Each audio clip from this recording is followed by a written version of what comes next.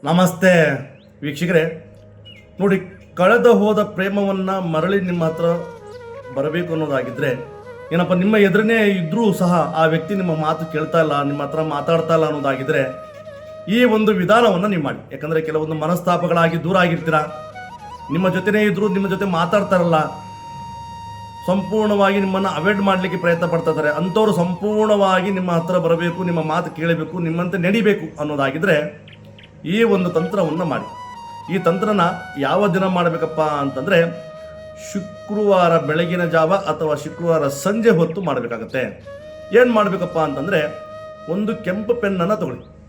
ಆ ಪೆನ್ನನ್ನು ತಗೊಂಡು ನಿಮ್ಮ ಎಡಗೈಯಲ್ಲಿ ನಿಮ್ಮ ಇಬ್ಬರ ಹೆಸರನ್ನು ಬರೆದು ಮತ್ತು ಅದರಲ್ಲಿ ಆ ಎಡಗೈಯಲ್ಲಿ ಅರಿಶಿನ ಕುಂಕುಮವನ್ನು ಹಾಕ್ಕೊಂಡು ನಿಮ್ಮ ಮುಷ್ಟಿ ಎಷ್ಟು ಮಾಡಿ, ಮುಷ್ಟಿ ಈ ಥರ ಮಾಡ್ಕೋಬೇಕು.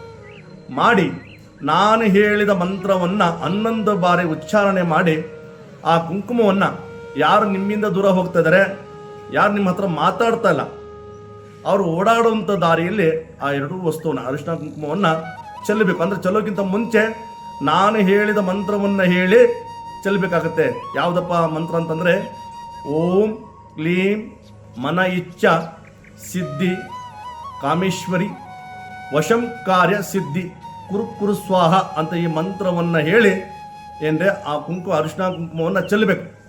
ನೀವು ಇಷ್ಟೇ ಮಾಡಿ ಸಾಕು ವಿಷಯ. ಯಾರು ನಿಮ್ಮ ಮಾತು ಕೇಳ್ತಾ ಇಲ್ಲ, ನಿಮ್ಮ ಜೊತೆ ಯಾರು ಮಾತಾಡ್ತಾ ಇಲ್ಲ, ನಿಮ್ಮಿಂದ ಯಾರು ದೂರ ಹೋಗಿದ್ದಾರೆ ಅಂಥವ್ರು ಸಂಪೂರ್ಣವಾಗಿ ನಿಮಗೆ ಹತ್ತಿರ ಆಗ್ತಾರೆ, ನಿಮಗೆ ಆಕರ್ಷಣೆ ಆಗ್ತಾರೆ. ವಿಷಯ ಇದು ನಿಮ್ಮ ಸ್ನೇಹಿತರಿಗೂ ತಿಳಿಸಿ, ಕಮೆಂಟ್ ಮಾಡಿ, ಲೈಕ್ ಮಾಡಿ. ನಮಸ್ತೆ.